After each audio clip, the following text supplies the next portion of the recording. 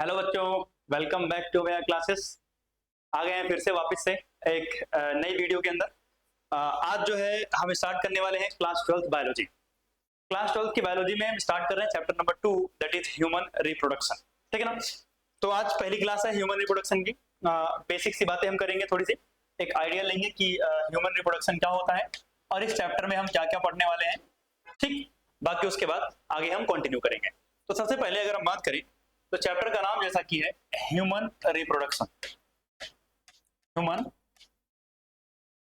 Reproduction. तो अगर बात करूं ह्यूमन रिप्रोडक्शन की, तो सबसे पहले हमें ये पता होना चाहिए कि रिप्रोडक्शन क्या होता है। रिप्रोडक्शन सुनना ध्यान से। अगर आप नाम में ही थोड़ा सा देखोगे तो आपको कुछ शब्द देखने को मिलेंगे। क्या? री मीन्स क्या? Again. And production. And production means क्या होता है? फॉर्मेशन या जनरेशन, जो भी आप बोल दो। मतलब क्या हुआ? दोबारा से अपने ही जैसे ऑर्गेनिज्म को जनरेट करना या प्रोड्यूस करना, इसी को हम क्या बोलते हैं? रिप्रोडक्शन बोलते हैं। आपने डेफिनेशन कभी ना कभी किसी ना किसी क्लास में जरूर पढ़ी होगी। क्या? Production of young one, production of young one similar to itself.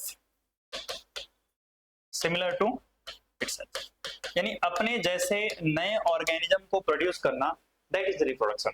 अपने जैसे नए ऑर्गेनिज्म को प्रोड्यूस करना, इसे हम क्या बोलते हैं? रिप्रोडक्शन बोलते हैं। अब आपने पढ़ा होगा कि भाई रिप्रोडक्शन को हम बेसिकली कितनी कैटेगरी में बांटते हैं? दो में। तो reproduction is divided into two category, that is sexual reproduction, sexual reproduction, and दूसरा क्या है? Asexual reproduction. Asexual reproduction. अगर हम बात करें सेक्सुअल रिप्रोडक्शन की, तो एक ऐसा रिप्रोडक्शन जहां पर गैमेट की फॉर्मेशन होती हो एंड फ्यूजन होता हो। मींस यहां पर क्या होगा? Formation and fusion of gamete. मतलब गैमेट बनेंगे भी और गैमेट का क्या होगा? फर्टिलाइजेशन भी होगा, फ्यूजन ऑफ गैमेट। जबकि अगर एसेक्सुअल रिप्रोडक्शन की बात करोगे तो no formation and fusion of gamete, यानी ना तो गैमेट बनते हैं, नो फॉर्मेशन और फ्यूजन ऑफ गैमेट, और फ्यूजन ऑफ गैमेट यानी ना तो गैमेट बनते हैं और ना तो गैमेट का क्या होता है? फ्यूजन यानी फर्टिलाइजेशन होता है। आपने क्लास 10th में एसेक्सुअल रिप्रोडक्शन के काफी सारे टाइप्स पढ़े होंगे, जैसे बाइनरी फिजन हो गया, मल्टीपल फिजन हो गया, बडिंग हो गया, स्पोरुलेशन हो गया, मतलब फ्रेगमेंटेशन, रीजनरेशन, वेजिटेटिव प्रोपेगेशन, ये सब चीजें आपने क्लास 10th में पढ़ी हुई हैं। आपके सिलेबस में था 12th के first chapter reproduction in organism नाम से एक चैप्टर था, बट आप पर सीबीएसई की थोड़ी कृपा हुई है और जो है वो चैप्टर डिलीट हो गया आपके सिलेबस से, इसलिए आपको नहीं पढ़ना है। तो अगर हम बात करें तो हमारा मेन फोकस जो रहेगा वो कहाँ रहेगा? सेक्सुअल रिप्रोडक्शन पे, जिसमें पहला चैप्टर जो था वो फ्लावरिंग प्लांट के ऊपर था कि प्लांट रिप्रोड्यूस कैसे करते हैं, और जो दूसरा चैप्टर है वो किसका है? ह्यूमन रिप्रोडक्शन का है। तो अगर हम बात करें तो कुछ बेसिक सी बातें हमें पता होना चाहिए कि भाई ह्यूमंस जो है वो कहते हैं, ह्यूमंस आर, पहली बात कि ये सेक्सुअली रिप्रोड्यूसिंग ऑर्गेनिज्म है। सेक्सुअली रिप्रोड्यूसिंग ऑर्गेनिज्म मतलब इनके अंदर क्या होगा भाई? सेक्सुअल रिप्रोडक्शन होगा, पहली बात। दूसरी बात कि ह्यूमंस जो होते हैं वो कैसे होते हैं? यूनिसेक्सुअल, मतलब male and female reproductive organ are present in different individual. दो अलग अलग इंडिविजुअल के अंदर male and female reproductive organ respectively मिलेगा। क्लियर बात? अगर हम बात करें तो ये कैसे होते हैं? वीवी पेरस। वीवी पेरस का मतलब क्या होता है? Give birth to young one, give birth to young one, young ones, यानी यंग वंस को क्या करते हैं? बर्थ देते हैं। ठीक। अगला कि अगर हम बात करें इनके अंदर क्या मिलता है? Sexual dimorphism. क्या मिलता है इनके अंदर? Sexual dimorphism. अब सर ये सेक्सुअल डायमॉर्फिज्म का मतलब क्या होता है?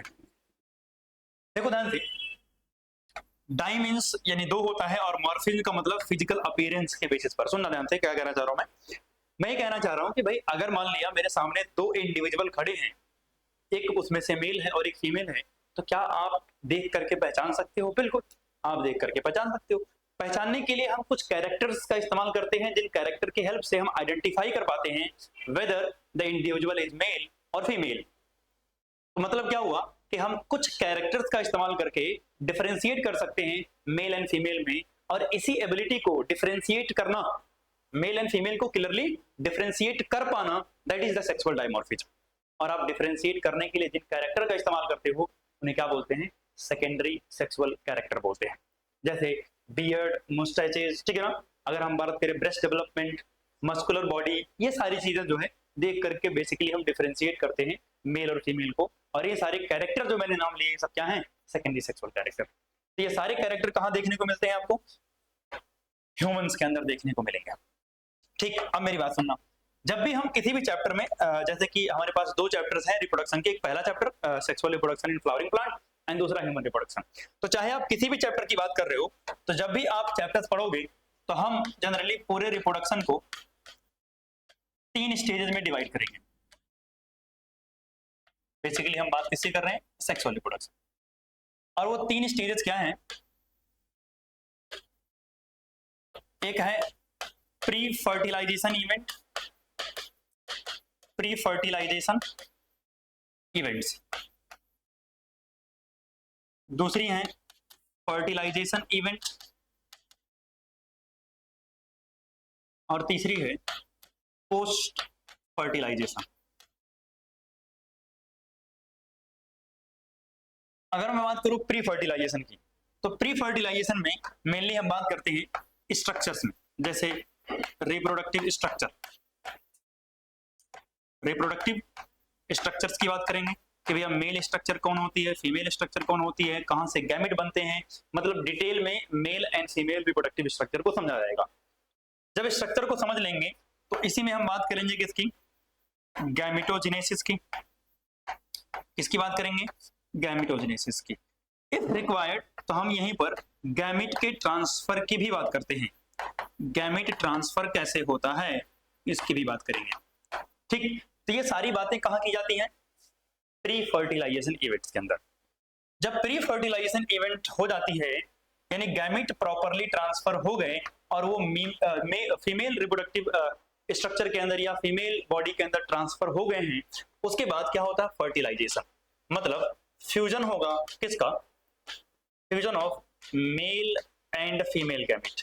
मेल एंड फीमेल गैमेट मतलब मेल और फीमेल गैमेट क्या करेंगे? फ्यूज कर जाएंगे, और फ्यूज करके क्या बनाएंगे? जाइगोट बनाएंगे। ठीक, और ये जाइगोट आगे चल करके डेवलप होगा और क्या बनाएगा? एम्ब्रियो, और उस एम्ब्रियो से क्या होगा? फीटस की डेवलपमेंट होगी।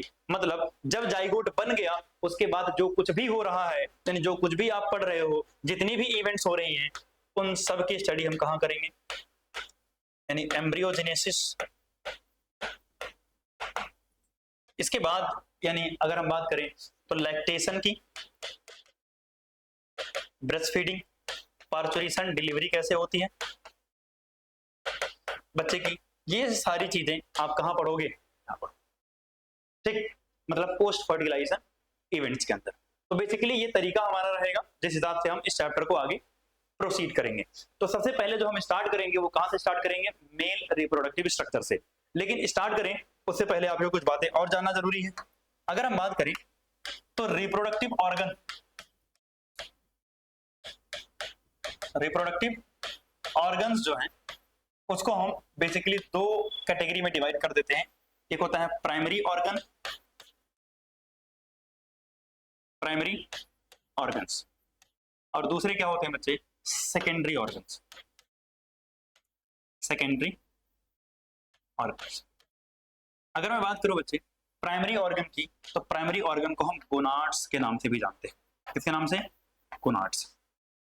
इनका मेन रोल होगा गैमेट की फॉर्मेशन, गैमेट फॉर्मेशन करेंगे ये, एंड हार्मोन प्रोडक्शन, और क्या करेंगे भाई, हार्मोन प्रोडक्शन करेंगे, यानी गैमेट फॉर्मेशन और हार्मोन प्रोडक्शन इनका काम होता है।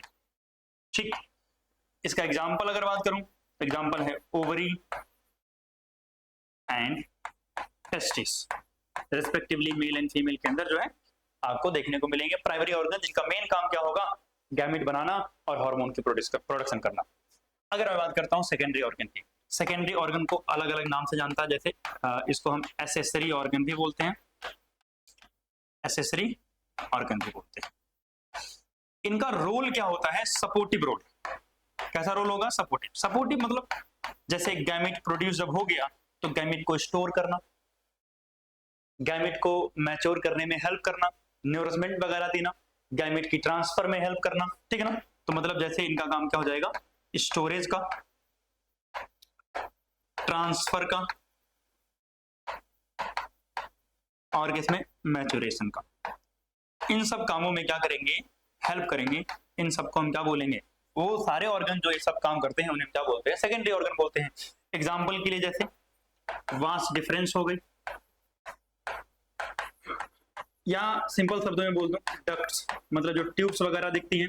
ठीक, इसके अलावा ग्लैंड्स हो गए बहुत सारे, जो अलग अलग केमिकल्स बनाएंगे, अलग अलग सब्सटेंस बनाएंगे, जो अलग अलग तरीके से हेल्प करेंगे गैमेट्स को टू ट्रांसपोर्ट या स्टोरेज या मैच्योरेशन के अंदर।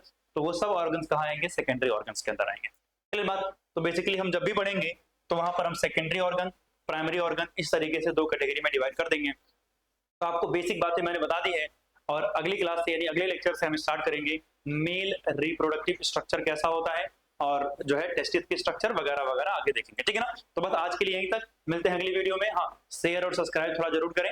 ठीक, थैंक यू फॉर वॉचिंग, मिलते हैं अगली वीडियो में बच्चे, ठीक है।